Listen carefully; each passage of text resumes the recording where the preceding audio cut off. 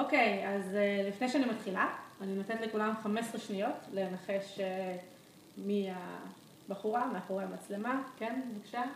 משהו נראה מוכר פה. כן, אתה שם? מה?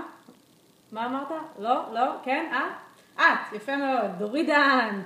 אוקיי, אז אני חושבת שכולנו כבר הספקנו לראות את היכולות המדהימות של סיוון, להביא את כולכם יחד לאתר סקי בגלבוע אחרי 20 שנה. וגם איתי כמובן, היא הפעילה את הקסמים המיוחדים שלה ולא שחררה עד שלא שלחתי את הוידאו הזה. אני מקבלת ממנה טקסטים, 8 בערב שלכם, 6 בבוקר שלי, סיוון, איפה הוידאו, איפה הוידאו? אז הנה הוידאו. לא יכולתי להיות איתכם שם, שזה ממש חבל, אבל אני פה בלוס אנג'לס. הגעתי לפה במטרה לפתח קריירה הוליוודית, זה כנראה הכי רחוק שאני אגיע עם זה, הוידאו הזה. אבל לצערי הייתי צריכה להתפשר ולהיות מנהלת אירועים במרכז הקבלה. טוב, סתם, אני צוחקת. לא היה חלום של קריירה הוליוודית.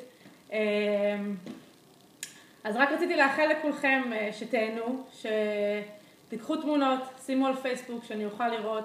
מקווה שאני אוכל להיות איתכם שם הפעם הבאה כשזה יקרה.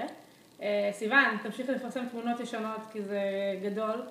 וזהו, חוץ מזה תהנו. מקווה לראות את כולכם בקרוב. וזהו, לכו תעשו סקי.